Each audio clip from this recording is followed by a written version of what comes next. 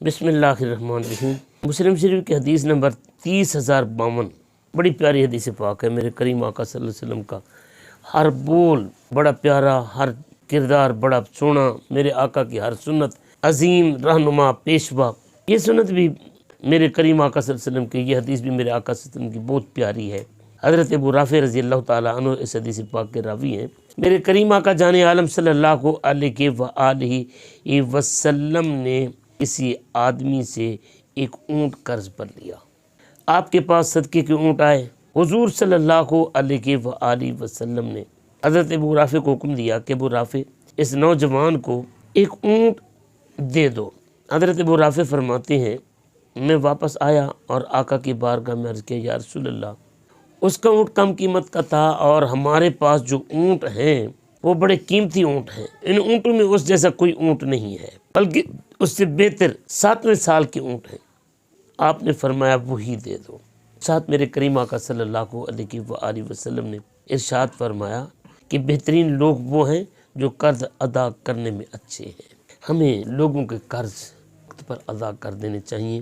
میرے کریم آقا صلی اللہ علیہ وآلہ وسلم ایک دفعہ ایک آدمی کا جنازہ پڑھانے کے لیے تشریف لائے۔ حضور صلی اللہ علیہ وآلہ وسلم نے پوچھا اس نے کسی کا قرض تو نہیں دینا؟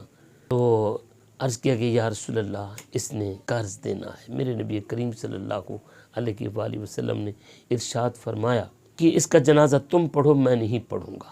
یعنی قرض دار جس نے کسی کا قرض دینا ہے، اگر وہ قرض کسی کا کھا کر مر جائے تو نبی رحمت صلی اللہ علیہ وآلہ وسلم نے اس کا جنازہ پڑھانے سے انکار کر دیا۔ یہ مسئلہ بھی ذہن میں رکھیں کہ حضور صلی اللہ علیہ وسلم نے توبیخاً اس کا جنازہ نہیں پڑھایا۔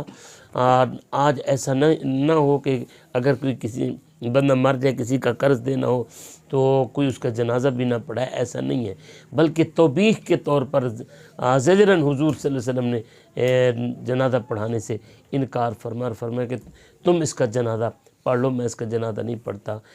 پھر صحابی آگے بڑھ کہنے لگے یا رسول اللہ اس کا قرض میں ادا کروں گا۔ تو جب اس کا قرض ذمہ لے لیا گیا تو پھر حضور صلی اللہ علیہ وسلم نے اس کا جنازہ پڑھایا۔ اور پھر یہاں پر جب قرض دینا ہے تو حضور صلی اللہ علیہ وآلہ وسلم نے اچھی صورت میں، اچھے انداز میں قرض دینے کا حکم دیا ہے۔ یعنی اگر آپ نے کوئی ہلکی چیز اس سے لی ہے اور آپ کے پاس اس سے کوئی بہتر چیز ہے تو آپ بہتر چیز دے کر اپنے قرض خواہ کو راضی کریں اور اس کا قرض ادا کریں۔ اللہ پاک ہمیں سمجھنے کی توفیق عطا فرمائے۔